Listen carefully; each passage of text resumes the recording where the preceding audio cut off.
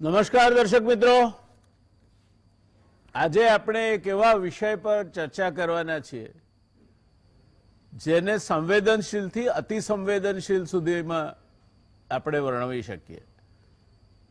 વિષય છે ભારતમાં બહુમતી અને લઘુમતી વચ્ચેના સંબંધોનો. અને એ વિષયને જેમણે છેડ્યો છે એ રાષ્ટ્રીય સ્વયંસેવક સંઘના સરસંઘ ચાલક ભાગવતજીએ છેડ્યો છે, એટલે એ વધારે અગત્યનો બની જાય છે.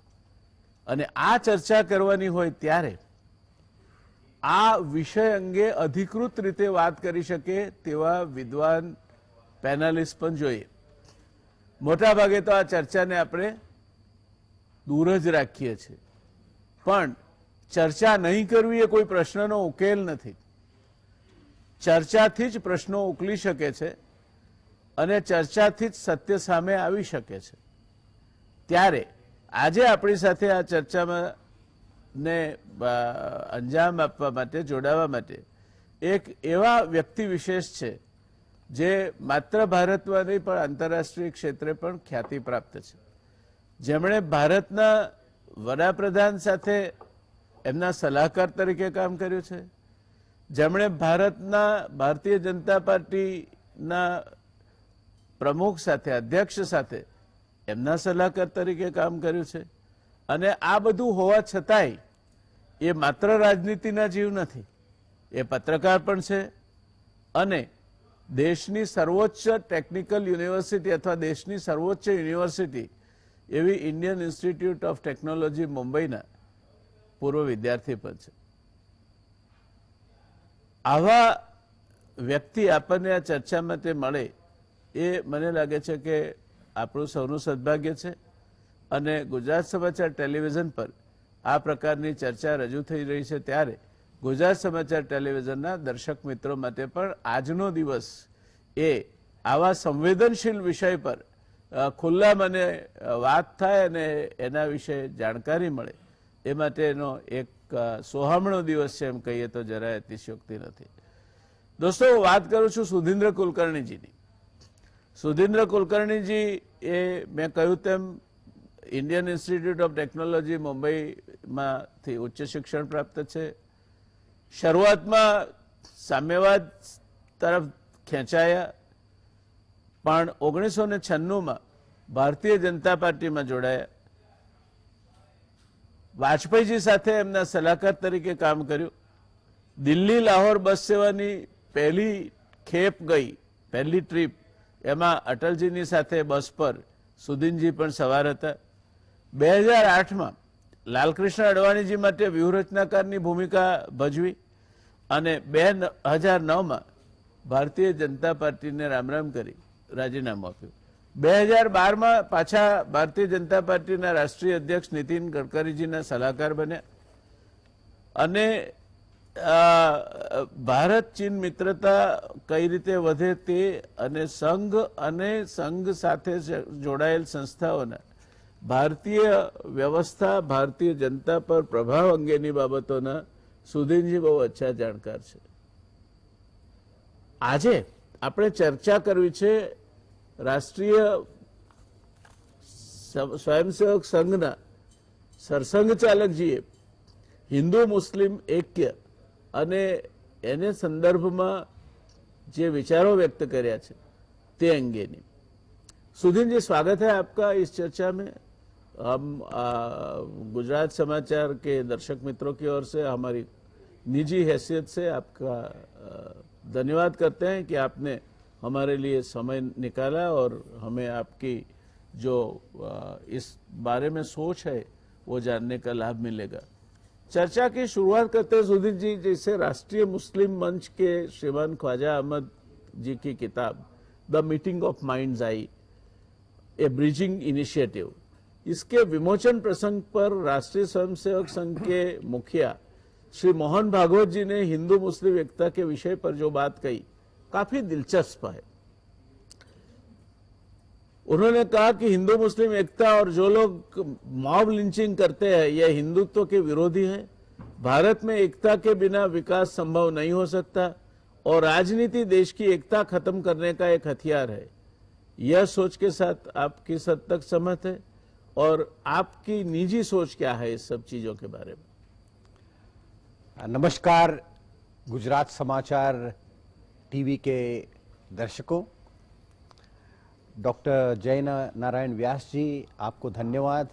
आपने मुझे आपके मंच पर एक अत्यंत महत्वपूर्ण विषय पर, संवेदनशील विषय पर बातचीत करने के लिए मुझे बुलाया जी।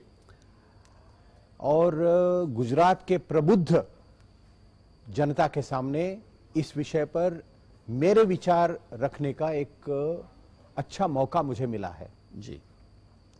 सबसे पहले मैं डॉक्टर मोहन भागवत जी, जो राष्ट्रीय स्वयंसेवक संघ के सरसंघ चालक हैं, मैं कहूंगा कि वे बधाई के पात्र हैं, क्योंकि हिंदू मुस्लिम एकता, यह संघ में बहुत इस पर चर्चा नहीं होती है, लेकिन पिछले कुछ महीनों से या कहूंगा कि कुछ वर्षों से डॉक्टर मोहन भागवत जी इस विषय को लेकर अपने विचार बहुत ही सीधे तरीके से, डायरेक्टली, कैंडिडली लोगों के सामने रख रहे हैं जी। और अब 1.5 महीना पहले डॉक्टर ख्वाजा इफ्तिकार अहमद, उनकी लिखी हुई एक किताब ए ब्रिजिंग इनिशिएटिव, इसका विमोचन करते हुए डॉक्टर मोहन भागवत जी ने जो भाषण दिया, जो YouTube पर मौजूद है, मैं उस पूरा भाषण सुनने के बाद मुझे लगा कि डॉक्टर मोहन भागवत जी ने इस विषय के डिबेट में एक बहुत ही सकारात्मक, पॉजिटिव कंट्रीब्यूशन की।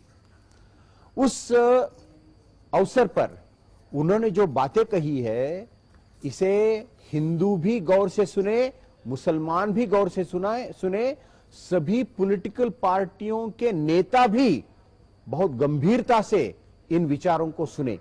उन्होंने क्या कहा?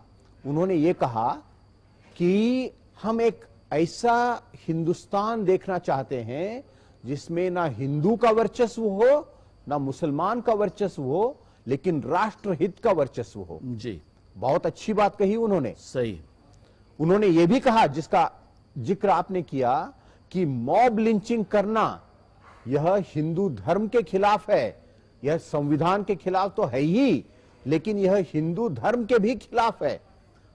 वैसे तो प्रधानमंत्री नरेंद्र मोदी जी को यह कहना चाहिए था, मॉब लिंचिंग का कंडेमनेशन, इसका निषेध प्रधानमंत्री को करना चाहिए था, लेकिन आरएसएस के चीफ डॉक्टर मोहन भागवत जी ने कहा कि यह बिल्कुल गलत है, यह नहीं होना चाहिए। और जिन्होंने किया है उन पर कानूनी तौर से कार्रवाई होनी चाहिए जी। अपने भाषण में उन्होंने और एक बात कही। उन्होंने कहा कि आज देश में ऐसा माहौल है, इस माहौल में भारत के मुसलमान अविश्वास और अलगाव महसूस कर रहे हैं, एलिनेशन एंड इनसिक्योरिटी। जी। यानी आरएसएस के चीफ को यह कहना कि भारत में मुस्लिम समाज में अविश्वास है और अलगाव, यानी एलिनेशन, सेपरेटिज्म, अलगाव का मतलब सेपरेटिज्म नहीं है, एलिनेशन, यानी उन्होंने एडमिट किया कि ये है, और उन्होंने यह भी कहा कि हमें इसे मिटाना होगा और इसे मिटाने के लिए हम दोनों को मिलकर काम करना पड़ेगा और लंबे अरसे तक काम करना पड़ेगा। जी।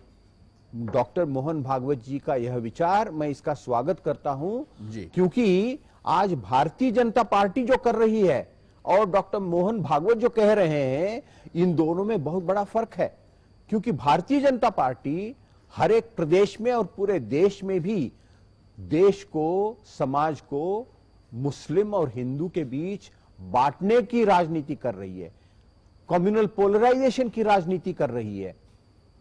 अभी अभी उत्तर प्रदेश के मुख्यमंत्री ने एक भाषण दिया है कि भारतीय जनता पार्टी आने से पहले जो राशन वो सब अब्बाजान वाले ले जाते थे। यानी खुलेआम इस प्रकार से कहना और एक कम्युनिटी को जी टारगेट करके कहना, क्या इससे अलगाव और अविश्वास बढ़ेगा नहीं?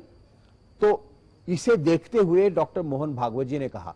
इसके अलावा और एक बहुत ही महत्वपूर्ण बात डॉक्टर मोहन भागवत जी ने कहा कि समाज को पॉलिटिक्स जोड़ता नहीं है, तोड़ता है। पॉलिटिक्स यानी उन्होंने ये नहीं कहा कि इस पार्टी की पॉलिटिक्स तोड़ता है, इस पार्टी की पॉलिटिक्स जोड़ता है। Politics as a whole is dividing society, और हमारा काम है कि हमें समाज को फिर से जोड़ना है। जी तो इस प्रकार के अच्छी बातें जो डॉक्टर मोहन भागवत जी ने अपने भाषण में किया है, इस पर बहुत पूरे देश में चर्चा होनी चाहिए। मैं कहूंगा कि हमारे मुस्लिम भाई इसका स्वागत करें और राष्ट्रीय स्वयंसेवक संघ के साथ वो एक डायलॉग शुरू करें, और राष्ट्रीय स्वयंसेवक संघ भी एक खुले दिल से मुस्लिम समाज के साथ चर्चा शुरू करें, डायलॉग शुरू करें। सुधीर जी, बात तो बहुत अच्छी लगती है जो आपने कही। तो बात में मैं नहीं मानता कि किसी को भी विरोध होगा, क्योंकि इस देश में ये एक हिंदू समाज है, एक मुस्लिम समाज है। अगर दोनों आपस में लड़ेंगे तो देश का कुछ भला नहीं होने वाला है। तो एक हद तक भागवत जी ने जो बात कही वो बिल्कुल डंके की चोट पे कही है उन्होंने। मगर मैं आपसे पूछना चाहूंगा कि ये भागवत जी की जो बात है सुनने में तो अच्छी लगती है, मगर संघ परिवार की विचारधारा से निकलकर आने वाली कई संस्थाएं जो एक तरह से कट्टर हिंदूवाद का समर्थन करने का दावा करती है, उसको काबू में रख पाने में संघ सफल रहेगा, या फिर भागवत जी का यह मंतव्य सिर्फ ख्वाजा अहमद की पुस्तक संदर्भित और उस समय वहां हाजिर ऑडियंस को मद्देनजर रखते हुए एक मर्यादित संदर्भ में ही लेना चाहिए? देखिए, राष्ट्रीय स्वयंसेवक संघ इसकी सोच में और इसके आचरण में एक विरोधाभास है। कुछ अच्छी बातें भी हैं, लेकिन कुछ बातों को लेकर हिंदुओं के मन में और मुसलमानों के मन में भी शंका पैदा होती है, जिसका जिक्र आपने किया। क्योंकि संघ परिवार में और संघ परिवार से जुड़े हुए ऐसे कई संगठन हैं जो उनकी वाणी और उनका आचरण, यह डॉक्टर मोहन भागवत जी ने जो कहा है इसके तद्विरुद्ध है। मुस्लिम समाज के प्रति एक घृणा की भावना, हेट्रेड बढ़ाना, दूरी बढ़ाना, यह काम कई सारी संगठन कर रहे हैं, जिसका एक मॉब लिंचिंग उदाहरण है। दंगे होते हैं और उन दंगों में न्याय नहीं मिलता। अभी अभी कुछ ही दिन पहले दिल्ली में जो दंगे हुए पिछले साल, इसके पुलिस इन्वेस्टिगेशन पर दिल्ली हाईकोर्ट ने जो एक सेंश्योर की है, क्रिटिसिज्म किया है, आप देखेंगे तो उन्होंने कहा कि ये तो बिल्कुल खराब से अति खराब इन्वेस्टिगेशन हुआ है जी। तो इसके लिए जवाबदारी कौन है, इसकी जिम्मेदारी कौन लेता है जी। इतना ही नहीं, पिछले साल जब दंगे हो रहे थे और उसके एक भारतीय सरकार का एक मंत्री, जूनियर मंत्री, खुलेआम एक पब्लिक मीटिंग में कहता है कि देश के गद्दारों को गोली मारो सालों को जी। ये एक मंत्री कहता है, और उस मंत्री को बाद में अब प्रमोशन मिलकर कैबिनेट रैंक दिया गया है। ये कितनी एक विडंबना है। तो इसलिए आपका जो सवाल है, राष्ट्रीय स्वयंसेवक संघ कहना, लेकिन इस पूरा जो हिंदुत्व परिवार है, इस हिंदुत्व परिवार का आचरण, इसमें एक बहुत बड़ा अंतर है, और इस पर भी गंभीर चर्चा होनी चाहिए और करेक्शन होना चाहिए। सही बात है आपकी। और एक बात मैं और इसके साथ जोड़ना चाहूंगा कि ये जो संगठन है, वो अपनी अपनी दुकान खोल के बैठे हैं और उनको उनकी दुकान चलानी है, तो उसकी वजह से जो चीजें उनको राज आती है वो करते हैं। जैसे आपने कहा कि राजनीति सबसे बड़ा तोड़ने का काम करती है, मगर राजनीति के बिना तो लोकशाही संभव नहीं है। और जब तक लोकशाही रहेगी, सिर्फ मैं ये नहीं मानता कि सिर्फ ये पार्टियां जो है वो सिर्फ लघुमती के सामने ये बात करके लघुमती और बहुमती को तोड़ने का काम करते, हिंदू समाज को भी विभाजित करते हैं। ये इसका ये विभाग है, ये सेल है, वनवासी संगठन है, शेड्यूल कास्ट का संगठन है, इसका संगठन है। इतने महीन महीन भाग ये लोगों ने अपनी पॉलिटिकल मंशा को सिद्ध करने के लिए किए हैं कि न सिर्फ हिंदू और मुसलमान के बीच में विभाजन की बात है, हिंदू समाज के बीच में भी उन्होंने कहीं न कहीं विभाजन की ये जो तरकीब है उसका बहुत सफलतापूर्वक प्रयोग किया है। तो क्या आप मानते हैं कि ये लोकशाही की वजह से हो रहा है? और भागवत जी का ये कहना था कि राजनीति की वजह से होता है, तो क्या इस देश में से लोकशाही को हम निकाल दें और एक तरह से गाइडेड डेमोक्रेसी या मर्यादित लोकशाही का प्रयोग करें? क्या करना चाहिए? देखिए, भारत एक लोकतंत्र है और लोकतंत्र रहेगा, और लोकशाही को, लोकतंत्र को और मजबूत करना पड़ेगा। और आज लोकतंत्र में विभिन्न पार्टियां होंगी, हमारी बहुदलीय लोकतंत्र है। It's not a one party system जो चाइना में है या और किसी देश में हो सकता है, लेकिन भारत में जो लोकतंत्र है यह बहुदलीय लोकतंत्र है और ऐसा ही रहना चाहिए। लेकिन इसका मतलब यह नहीं कि हमें किसी एक कम्युनिटी का अपीजमेंट करें या एक कम्युनिटी को ही उसी के वोट को लेकर सत्ता में रहने की कोशिश करें। कोई भी दल हो, कोई भी पार्टी हो, उसका सबसे पहला कमिटमेंट होना चाहिए वो संविधान के प्रति, कॉन्स्टिट्यूशन के प्रति। क्योंकि कॉन्स्टिट्यूशन के जो सिद्धांत हैं, जो प्रिंसिपल्स हैं, वो तो बिल्कुल साफ है और कोई भी पार्टी कॉन्स्टिट्यूशन के खिलाफ नहीं जा सकता है, ना जाना भी नहीं चाहिए।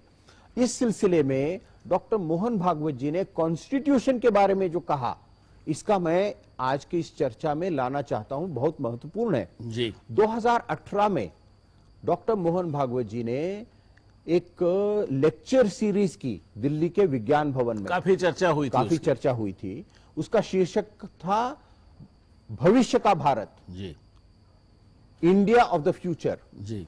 और इस चर्चा में उन्होंने शुरुआत ही की कि हम संविधान के प्रति प्रतिबद्ध हैं, we are committed to the constitution of India. और अपने भाषण में उन्होंने सबसे पहले कॉन्स्टिट्यूशन का जो प्रियम्बल है, उस प्रियम्बल को पढ़ा और उन्होंने कहा कि इस प्रियम्बल में जो कुछ है हमें मान्य है, इट इज एक्सेप्टेबल टू अस।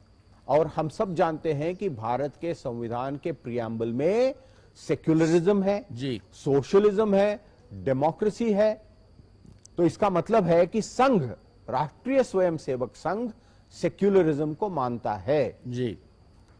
जब यह बात आई तो राष्ट्रीय स्वयंसेवक संघ के ही एक बड़े नेता राम माधव जी ने इंडियन एक्सप्रेस में एक आर्टिकल लिखा और कहा कि ये तो राष्ट्रीय स्वयंसेवक संघ में ग्लासनोस्ट और पेरेस्ट्रोइका हो रहा है।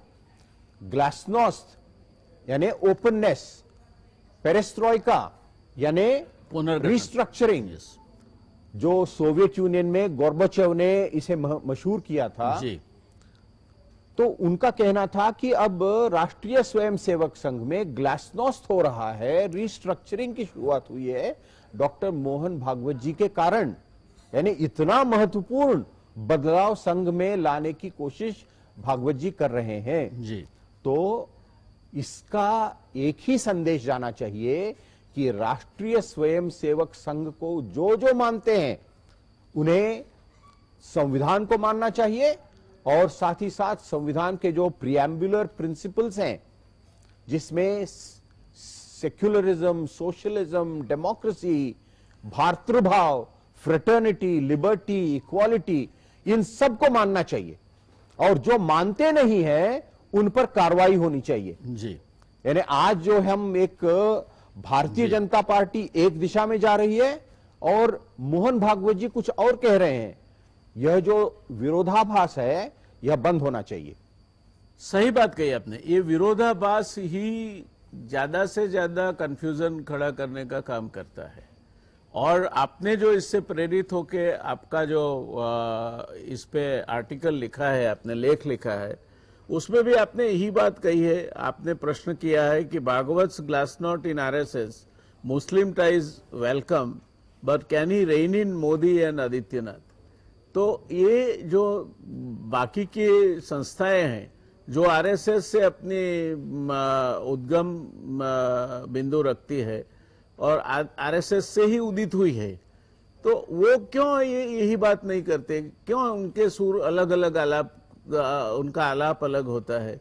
क्या ये एक कोई सोची समझी स्ट्रैटेजी के तहत है या फिर ये संघ के काबू में नहीं है? क्या इसका आपके मत के अनुसार क्या इसका रीजन है?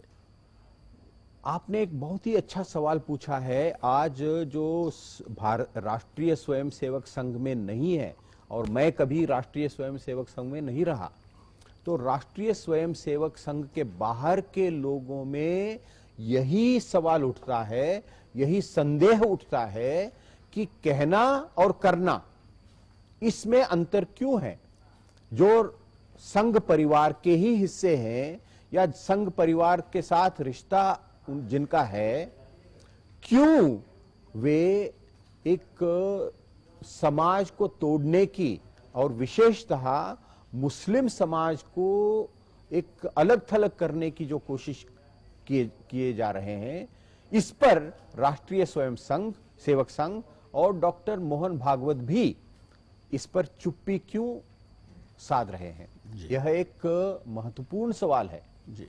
और मैं चाहता हूं कि जैसे राष्ट्रीय स्वयंसेवक संघ और मुस्लिम समाज के बीच डायलॉग होनी चाहिए, उसी तरह संघ परिवार के भीतर भी डायलॉग होना चाहिए। ये जो कहना और करने के बीच जो अंतर है, जो भारतीय जनता पार्टी जिस प्रकार की राजनीति कर रही है, जिसमें मैं दुर्भाग्यपूर्ण बात है कि मुझे कहना पड़ रहा है कि हमारे प्रधानमंत्री नरेंद्र मोदी जी भी कई बार इस प्रकार के कम्युनल पोलराइजेशन का काम करते हैं।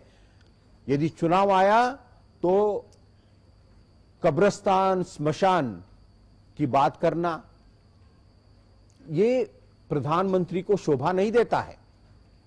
तो इसलिए मैं कहूंगा कि राष्ट्रीय स्वयंसेवक संघ के इर्द गिर्द के जो संगठन है, उनके बीच में भी एक डायलॉग होना चाहिए। खैर, ये इनकी जो एक कोऑर्डिनेशन की बैठक तो होती रहती है संघ परिवार की जो संस्थाएं हैं उनके बीच। तो अभी समय हो रहा है हमारे लिए एक छोटे से ब्रेक के लिए रुकने का। ब्रेक के बाद में जब आपके पास वापस आऊंगा तो जानना चाहूंगा कि ये सब चीजें जो है, जो आप बता रहे हैं और जो आप कह रहे हैं कि ऐसा होना चाहिए, वह होता क्यों नहीं है? ये आपसे हम पूछेंगे इसके बारे में एक छोटे से कमर्शियल ब्रेक के बाद। दर्शक मित्रों, रोकाइए एक नानकड़ा कमर्शियल ब्रेक માટે। ब्रेक પછી પાછી આ ચર્ચા ચાલુ રહેશે। નમસ્કાર દર્શક મિત્રો, બ્રેક પછી આ અત્યંત સંવેદનશીલ પણ અગત્યની અને રાષ્ટ્રીય હિત માટે જેના પર ખુલ્લી ચર્ચા થવી જોઈએ એવા વિષય અંગેની ચર્ચામાં આપનું પુનઃ સ્વાગત છે। सुधीर जी, मैं आपको पूछ रहा था कि ये जो एक संकलन बैठक होती है जिसमें संघ परिवार की सभी संस्थाएं और संघ परिवार के जो अधिकारी है, संघ के और संघ परिवार के अधिकारी उसमें भाग लेते हैं, तो क्या आप ये मानते हैं कि चर्चाएं नहीं होती होगी या फिर जानबूझकर कुछ चीजें उछाली जाती है?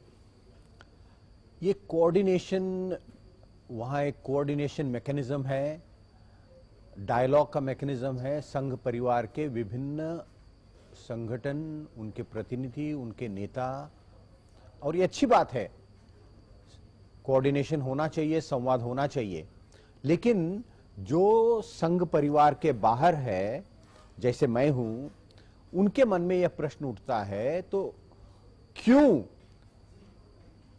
इन सब डॉक्टर मोहन भागवत जी, ये तो संघ परिवार के पितामह हैं, he is the patriarch of the संघ परिवार, वो कुछ कह रहे हैं तो जमीनी स्तर पर और पॉलिटिकल सिस्टम में यह आचरण में क्यों नहीं आ रहा है?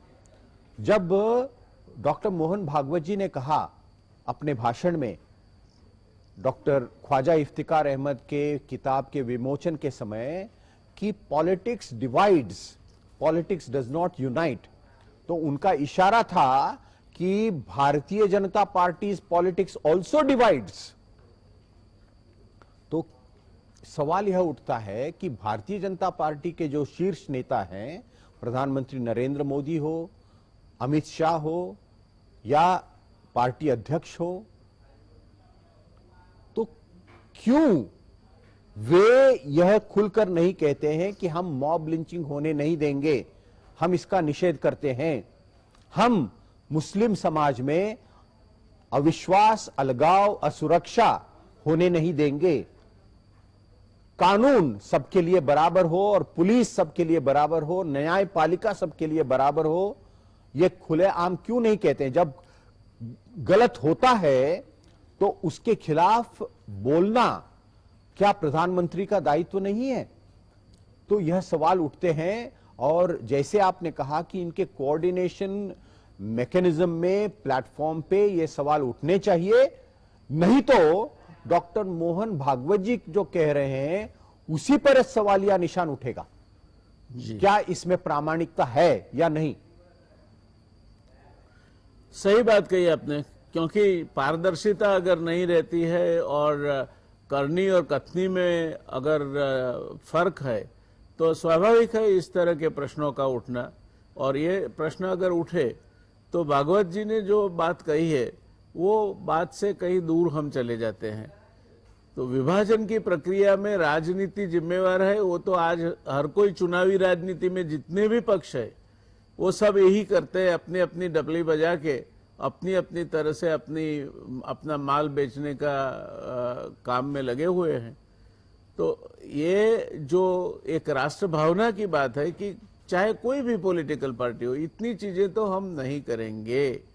तो ये इस तरह की एक आचार संहिता पहले संघ ग्लासनोस्ट और पेरेस्ट्रोइका के तहत खुद तैयार करे, भारतीय जनता पार्टी को रास्ते पे ले जाने का प्रयत्न करे, और उसके बाद और पॉलिटिकल पार्टीज में भी, क्योंकि संघ का जो कहना है वो कोई पॉलिटिकल ऑर्गेनाइजेशन नहीं है, उनका जो काम है वो हिंदुत्व को बढ़ावा देने का है, मजबूत करने का है। और ये अगर बात हम मद्देनजर रखें तो सब पॉलिटिकल पार्टियों के साथ बैठ के इस मुद्दे पे डायलॉग शुरू हो सकता है। तो ये सब चीजें पेरेस्ट्रोइका और ग्लासनोस्ट के तहत होनी चाहिए। सुधीर जी, फिर से आपके पास आता हूँ, क्या आपको ऐसा लगता है कि मोहन भागवत जी भारतीय मुस्लिम समुदाय के लिए कोई नई धरती खोजने का प्रयास कर रहे हैं? क्या यह प्रक्रिया को एक पुराने संस्कृत अवलोकन के साथ जोड़कर हम देख सकते हैं, जो कहता है सेतु बंधनम सर्वरंजनम, सेतु बंधनम मार्ग साधनम, सेतु बंधनम स्नेह कारणम, सेतु बंधनम विहिता तारणम? क्या इस तरह का सेतु बंधन ये दोनों समाजों के बीच हो सकता है, जहां ये एक दूसरे के साथ बढ़ी हुई समझ के जरिए एक तरह की समझदारी का पुल बांध सके और अंतिम उनका लक्ष्य यही हो कि भारत हमारा देश है और राष्ट्रहित में जो है वो होना चाहिए? तो क्या मानते हैं आप, ये जो प्रक्रिया है उसके बारे में क्या कहना है आपका? सेतु बांधना यह अत्यावश्यक है और भारतीय समाज और भारतीय संस्कृति का एक अभिन्न अंग है। भारतीय समाज हमेशा संवाद और सेतु बांधना इसमें विश्वास रखता है। जब कभी डिफरेंसेस होते हैं, हमें विवाद नहीं चाहिए, संवाद चाहिए, हमें टकराव नहीं चाहिए, सहयोग चाहिए। तो भारत में विभिन्न धर्म के लोग रहते हैं, फिर भी भारत एक है। तो जहां कुछ डिफरेंसेस हैं, डिस्प्यूट्स हैं, तो इन दोनों कम्युनिटीज के बीच सेतु बांधना यह एक लगातार चलने वाली एक प्रक्रिया है। होनी चाहिए। मैं गुजरात में हूं, महात्मा गांधी की धरती पे हूं, और महात्मा गांधी की महत्ता किसमें थी?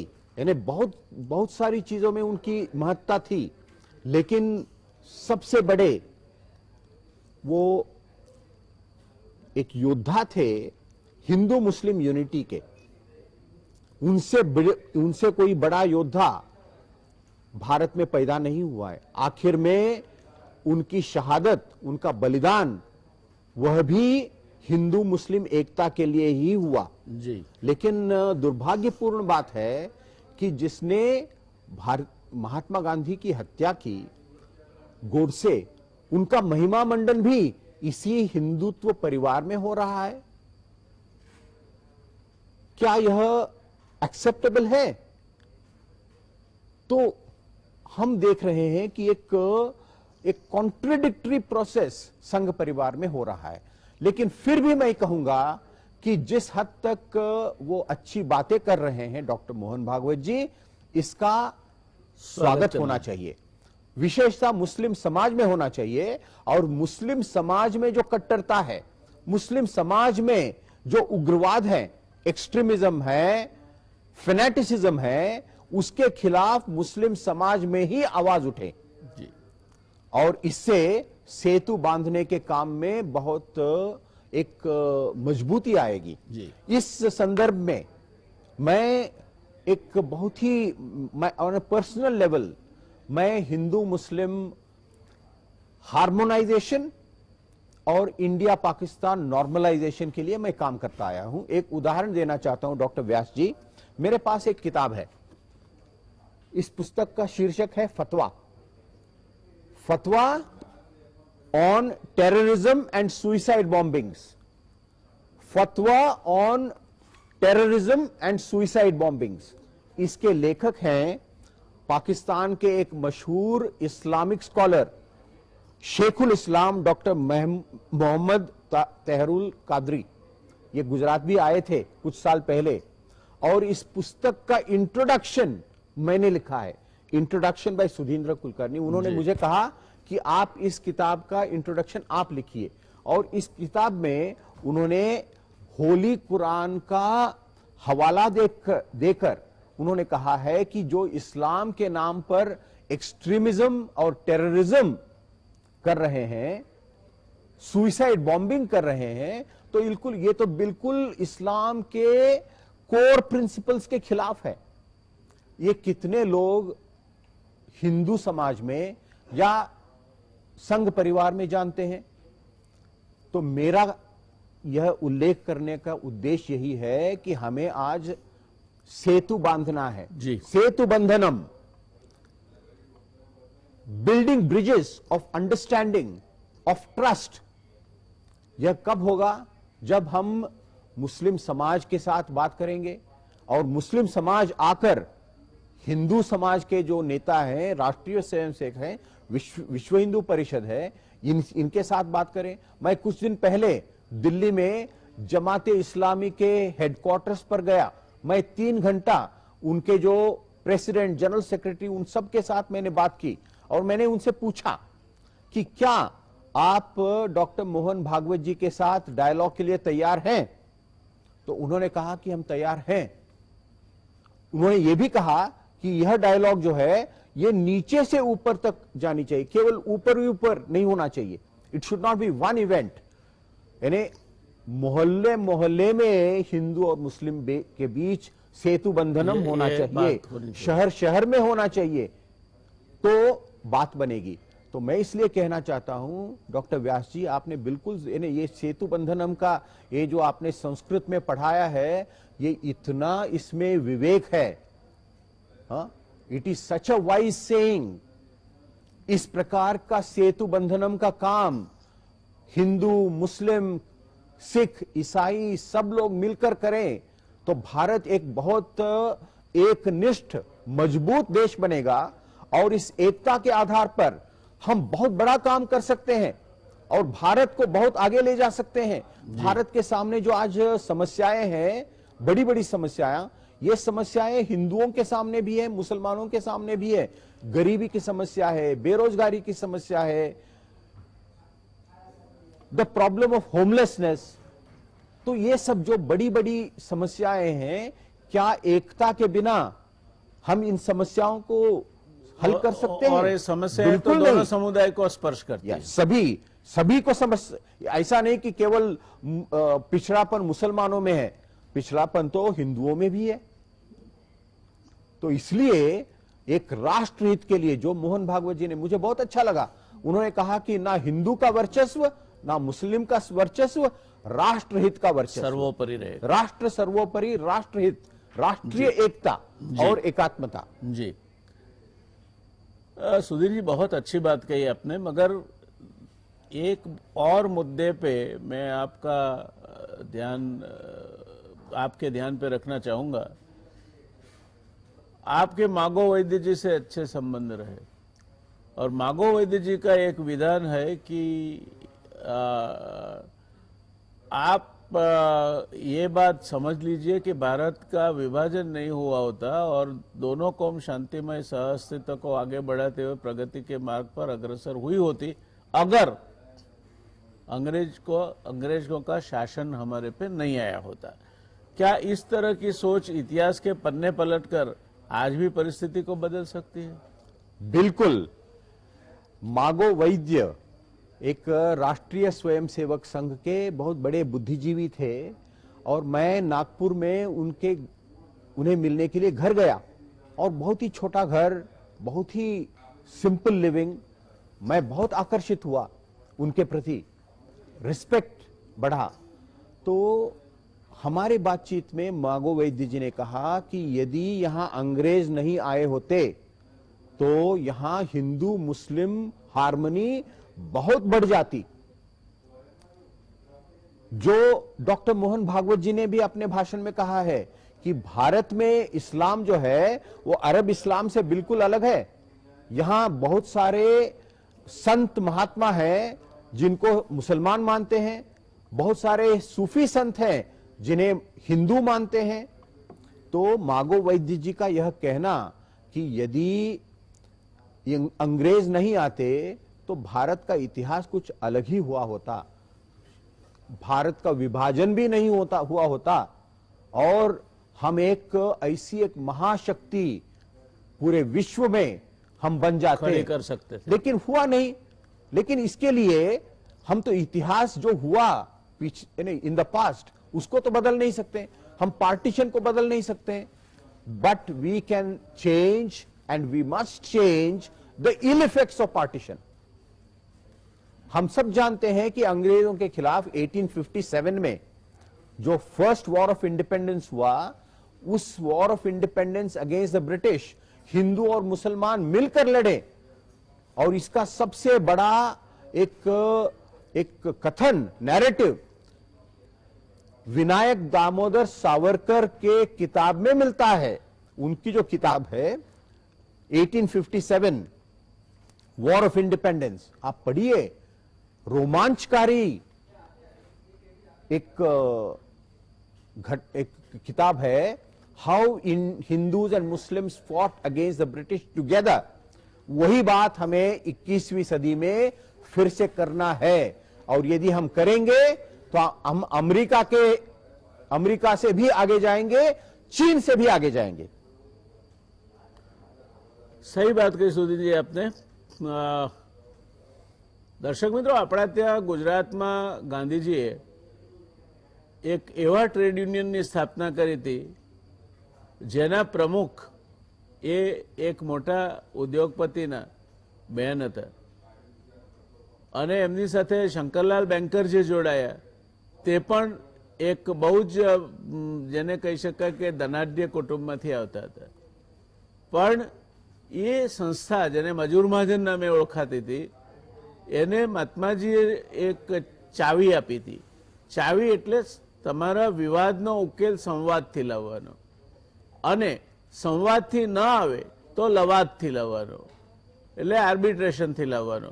આ વિચારધારાએ 100 વર્ષ સુધી આ શહેરમાં અમદાવાદમાં જે માન્ચેસ્ટર ઓફ ઇન્ડિયા તરીકે ઓળખાતું હતું ટેક્સટાઇલ વર્કર્સને માલિકો સાથે એકજૂટ થઈને કામ કરતા રાખ્યા.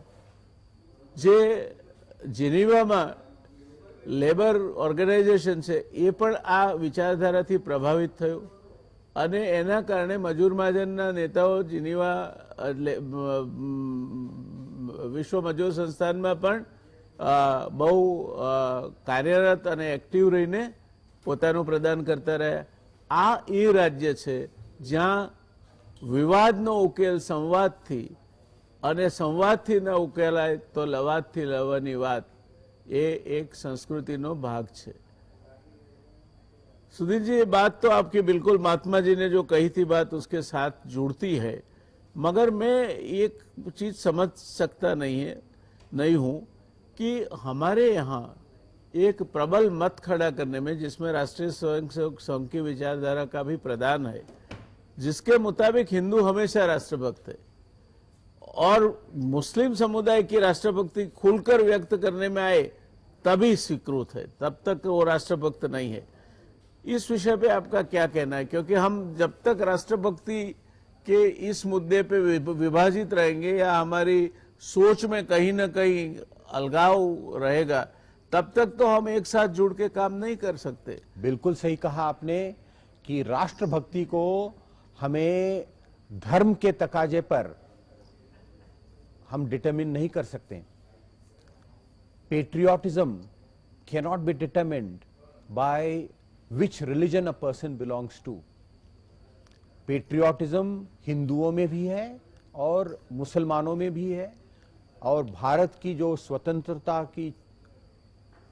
का आंदोलन हम देखेंगे, this is the 75th anniversary of India's independence. जी, आजादी का अमृत महोत्सव हम पीछे मुड़कर देखें. अभी मैंने 1857 का उदाहरण दिया. हिंदू और मुसलमान मिलकर लड़े और सावरकर ने लिखा है.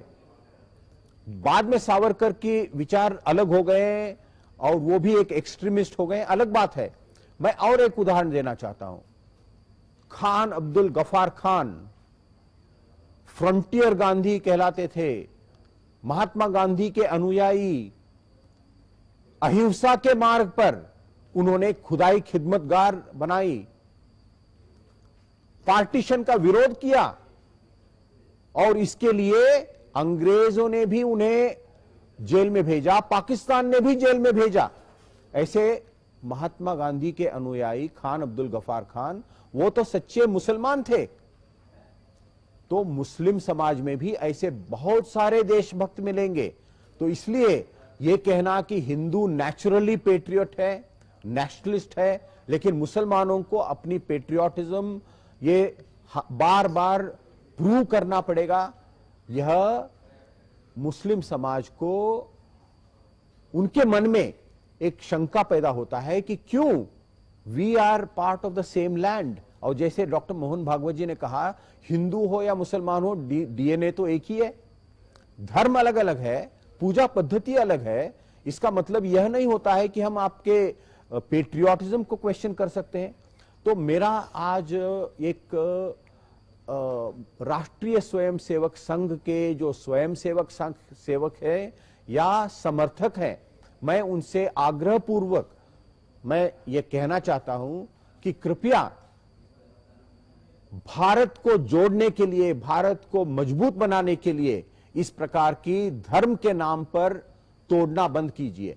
लेकिन साथ साथ मुस्लिम समाज को भी इस पर बहुत गंभीरता से सोचना पड़ेगा कि मुस्लिम समाज में जो कट्टरता आई है, जो फैनेटिसिज्म आया है, जो कुछ लोग सिरफिरे लोग जो खिलाफत यानी खलीफा, अब मॉडर्न खलीफा की बात करते हैं और टेररिज्म का समर्थन करते हैं, उसके खिलाफ मुस्लिम समाज में भी आवाज उठना चाहिए. वो खिलाफत की बात कर रहे हैं. हाँ. तो यह जो काम है, जहां हिंदू में एक कट्टरता आती है, इसका विरोध हिंदू करें. जो मुसलमानों में कट्टरता है उग्रवाद है उसका विरोध मुसलमान करें, ताकि हम दोनों में एक नया अंडरस्टैंडिंग आ जाएगी। और इसमें मैं एक बात जोड़ना चाहता हूं डॉक्टर व्यास जी, कि जैसे हमें हिंदू मुस्लिम एकता के लिए काम करना पड़ेगा, उसी प्रकार से इंडिया पाकिस्तान के मित्रता के लिए, सहयोग के लिए भी काम करना पड़ेगा। क्योंकि पार्टीशन की वजह से यह हिंदू मुस्लिम दूरी भारत में बढ़ी है, और पाकिस्तान में भी जो अल्पसंख्यक थे, हिंदू सिख, ये तो इन पर तो बहुत बड़ा अत्याचार हुआ, आज भी हो रहा है। तो भारत के अच्छे लोग, सद्बुद्धि के लोग, पाकिस्तान में जो अच्छे लोग हैं, सद्बुद्धि के लोग हैं, इनके बीच में भी एक सेतु बंधन का काम होना चाहिए। और इसमें भी डॉक्टर मोहन भागवत जैसे अच्छे लोग इनिशिएटिव लेना चाहिए। मैं कहूंगा कि डॉक्टर मोहन भागवत पाकिस्तान जाएं और पाकिस्तान के लोगों को, पाकिस्तान के राजनेताओं को अपनी बात समझाएं, और उनकी जो बातें हैं वो भी सुने। सही बात कही आपने, मगर मैं थोड़ा सा इसके बाद खुद असमंजस में हूं, कंफ्यूज हो गया हूं। आपके विचार के अनुसार एक और द्रोणा और विरोध, और दूसरी ओर शांतिमय सहअस्तित्व की बात, यह दोनों परस्पर विरोधाभासी प्रभाव के चलते हुए संतुलन कैसे साधा जाएगा, और कौन संतुलन साधने में अहम अपना रोल करेगा, या कौन संतुलन साधने के लिए खुद आगे आके ये पूरी परिस्थिति अपने काबू में लेगा। देखिए, आज दुर्भाग्यपूर्ण बात यह है कि बहुत सारे आरएसएस को विरोध करने वाले, वो भी एक एक्सट्रीमिस्ट पोजीशन लेते हैं। वो आरएसएस के साथ संवाद की बात नहीं करते हैं, वो केवल विरोध की बात करते हैं। इससे तो सेतु बंधनम नहीं होगा, और आरएसएस के लोग भी अपने विरोधी जो है, अपने विरोधियों के साथ संवाद करने की आज मानसिकता उनमें नहीं है। और अब तो भारतीय जनता पार्टी की शासन आने के बाद, हुकूमत आने के बाद तो और विरोधकों के खिलाफ एक प्रकार का एक कैंपेन चला है। मैं इसलिए यह एक कहना चाहता हूं कि राष्ट्रीय स्वयंसेवक संघ अपने विरोधियों को अच्छी तरह से समझे। कुछ सवाल हैं जिसमें उनके विरोधी बहुत लेजिटिमेट क्वेश्चंस पूछ रहे हैं। एक उदाहरण, जो राष्ट्रीय स्वयंसेवक संघ के भीतर जो विरोधाभास है, मोहन भागवत जी स्वयं कहते हैं कि जो भारत में जो भी लोग हैं, जो भी यहां रहते हैं, वो सब हिंदू है। This is very questionable, this is unacceptable. आज यहां के सिख भी वो नहीं मानते कि हम हिंदू हैं। यह बात यदि पंजाब में जाकर राष्ट्रीय स्वयंसेवक संघ के लोग या डॉक्टर मोहन भागवत जी कहेंगे कि सिख सब हिंदू हैं, तो सिख नहीं मानेंगे, क्रिश्चियन नहीं मानेंगे, मुसलमान नहीं मानेंगे। तो क्यों इस पर अड़े रहना? यदि इसी बात को हम आगे लेकर भारत हिंदू राष्ट्र है यही कहते जाएंगे, तो पंजाब हमसे अलग हो जाएगा, कश्मीर अलग हो जाएगा, पूर्वोत्तर अलग हो जाएगा। यह बात तमिलनाडु में भी एक्सेप्टेबल नहीं है। तो क्या हम आगे चलकर भारत को खंडित देखना चाहते हैं? फिर से भारत को तो जोड़ने की बात होनी चाहिए, तोड़ने की बात नहीं होनी चाहिए। तो इसलिए हिंदू ही राष्ट्रीयता है, यह गलत है। डॉक्टर मोहन भागवत जी के प्रति मेरे मन में बहुत आदर है, गौरव है, लेकिन फिर भी मैं ये कहना चाहता हूं कि सब भारतीय हिंदू हैं, यह उनका कहना बिल्कुल गलत है। फिर से हम वही बात पे आके खड़े रहते हैं कि ये चौराहे से हम कहां जाए। और आज की परिस्थिति में जबकि ध्रुवीकरण की राजनीति चुनाव जीतने का एक असरकारक उपाय बन चुकी है, उस देश में हिंदू और मुस्लिम समुदाय के बीच शांतिपूर्ण सहअस्तित्व और परस्पर विश्वास और दूसरे के मजहब के लिए सम्मान का भाव प्रकट होना या ना हो, तब तक इस तरह की एकता की बातें क्षणभंगुर लगती है, जो ध्रुवीकरण का एक हल्का सा झटका लगते ही टूट जाती है। तो क्या इस तरह की परिस्थिति के चलते हुए भारत की प्रगति और आंतरिक सुरक्षा बरकरार रह सकती है? क्या हम वो प्रगति के मार्ग पे चल सकते हैं जो हमें कल ले जाके विश्व की सबसे बड़ी अर्थव्यवस्था, या कल ले जाके विश्व की सबसे बड़ी शिक्षण व्यवस्था या ज्ञान से जुड़ी हुई आराधना की परिस्थिति में लाकर रख सकती है? डॉक्टर व्यास जी, यह एक बहुत ही महत्वपूर्ण सवाल है जिस पर गंभीरता से चिंतन होना चाहिए, मंथन होना चाहिए, और उसके आधार पर सेतु बंधन का काम होना चाहिए। जब मैं भारत की बात करता हूं, मैं केवल 1947 के बाद जो भारत बना है उस पर मेरी नजर नहीं है। Let us look at civilisational India, यानी जो 5000 वर्ष से भी पुराना जो हमारा इतिहास, 5000 वर्ष, 5000 ईयर्स और इवन परहैप्स लॉन्गर जो भारत है, भारत एक सिविलाइजेशनल फैमिली है जिसमें आज अलग अलग राष्ट्र बने हैं। अफगानिस्तान है, पाकिस्तान है, नेपाल है, बांग्लादेश है, भूटान है, श्रीलंका है। ये एक ही सिविलाइजेशन के मेंबर्स हैं। यहां अलग अलग धर्म हैं। इतिहास जब चलता है, विभिन्न धर्म तो आते हैं, कोई कहां मेजॉरिटी है, कोई कहां माइनॉरिटी है, ये तो उनकी आजादी है। It's a freedom of religion which is part of Hinduism. सत्य को पाने के लिए रास्ते अलग है, जो श्री कृष्ण भगवान ने कहा है गीता में, रास्ते अलग है लेकिन लक्ष्य, डेस्टिनेशन एक है जी। तो आज हमें पूरा ये जो हमारा सिविलाइजेशनल फैमिली है, यहां के सभी मजहब, सभी धर्मों के प्रति आदर की भावना, जी, not just tolerance but respect, जी, और वही भावना मुसलमानों में भी होना चाहिए, क्रिश्चियंस में भी होना चाहिए और दूसरों में भी होना चाहिए। जी, जब और इसकी जो लीडरशिप है, वो लीडरशिप आज भारत को करना चाहिए। जी। आज क्योंकि in South Asia we are the largest country, we have a population of more than now close to 140 crores। तो क्या ये हमारा दायित्व नहीं बनता है?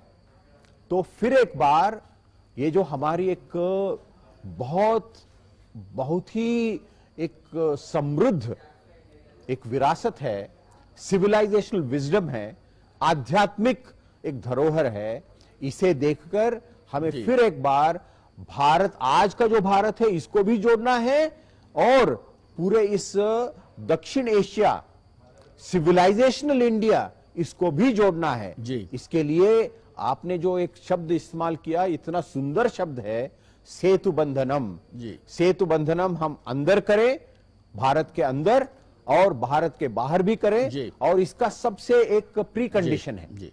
एक प्री कंडीशन यह है कि धर्म के आधार पर किसी भी प्रकार की हिंसा हम होने नहीं देंगे। हम दंगा मुक्त भारत बनाएंगे, देखिए, हिंसा मुक्त भारत बनाएंगे। सुधीर जी, आज की चर्चा धर्म के इर्द गिर्द घूमती रही, मगर सरदार साहब ने हमें 550 से ज्यादा रजवाड़े का एकत्रीकरण करके एक देश दिया था।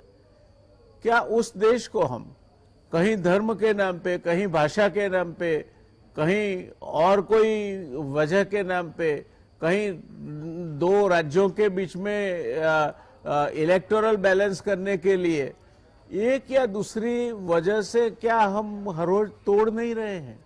आजादी के बाद का अगर कोई भी काम हमने किया है तो देश को तोड़ने का क्या ऐसा लगता है आपको? मेरे पास मजबूरी है मेरी, करीब 1-1.5 मिनट से ज्यादा समय नहीं है, मगर ये जो मुद्दा है, ये मुद्दे पे भी नहीं लगता आपको कि चर्चा खुलकर होनी चाहिए? बिल्कुल होनी चाहिए। और मैं आज गुजरात में हूं, आमने सामने बातचीत हो रही है, और गुजरात ने महात्मा गांधी को, देश को, विश्व को दिया है, और गुजरात ने ही सरदार पटेल को दिया है। सरदार पटेल ने भारत को एक बनाने में उनका एक बहुत ही बड़ा योगदान रहा। तो इनके रास्ते पे हम यदि जाएंगे तो भारत फिर एक बार बहुत मजबूत राष्ट्र बनेगा और इस मजबूती के आधार पर एक श्रेष्ठ भारत बनेगा, दुनिया को रास्ता दिखाने वाला भारत बनेगा। जी। इस उदात्त विचार के साथ, इस नोबल थॉट के साथ मैं समझता हूं कि हम आज की इस चर्चा को समापन की ओर ले करें जाएंगे। और मैं महात्मा गांधी की इस पावन धरती को फिर एक बार नमन करके मेरे वाणी को विराम देता हूं। सुधीर जी धन्यवाद, आप हमारे साथ चर्चा में शामिल हुए। काफी अहम मुद्दों पे चर्चा हुई। आमतौर पे ऐसे मुद्दों पे चर्चा करने से हम भागते हैं और शायद ये कोई टेलीविजन मीडिया पे इस तरह की चर्चा हो रही हो, ये भी मेरे ख्याल से तो इस तरह का एक अनूठा प्रसंग है। तो दर्शक मित्रों, આપણે આજે જે ચર્ચા કરી તે આ દેશ મજબૂત કઈ રીતે થાય, ધર્મના નામે આપણને તોડવાના પ્રયત્નો થાય, ભાષાના નામે તોડવાના પ્રયત્નો થાય, ક્યાંક રાજકીય કારણોસર આપણને ડેલિમિટેશનના નામે તોડવાના પ્રયત્નો થાય, ક્યાંક અસમાનતાના કારણે આપણે એકબીજા સાથે ઊભા ન રહી શકીએ એ રીતે દેશને તોડવાના પ્રયત્નો થાય। દોસ્તો, આ છીણી આ દેશની કાયા પર ચાલતી રહી છે, ક્યાં સુધી ચાલશે એ ખબર નથી, પણ આપણે જો બધા સાથે હોઈશું તો જ તાકાત છીએ। આ જે 5 આંગળીઓ જોડાય તો મુઠ્ઠી બને છે, એ મુઠ્ઠી જ તાકાત છે। અને જો આ મુઠ્ઠી ના બને અને એક એક આંગળી અલગ પડી જાય તો એનો કોઈ મતલબ નથી। ગમે તે ફિલોસોફી હોય, ગમે તે વિચારધારા હોય, છેવટે खुद से बड़ा दल और दल से बड़ा देश है। ये बात हर राजनीतिक पक्ष को और हर राजनीतिक पक्ष के जो बंदे हैं उनको समझना चाहिए। देश सर्वोपरि है, देश हित सर्वोपरि है, देश हित में जो होता है वो सर्वोपरि है। इस मुद्दे के साथ हम चर्चा को समापन की ओर ले जाते हैं। सुधीर जी, आपका धन्यवाद, आप हमारे साथ जुड़े। दर्शक मित्रों, तमारो पण खूब खूब आभार। शुभरात्रि। મળીએ ફરી एक नवा विषय साथे, नवी पेनल साथे।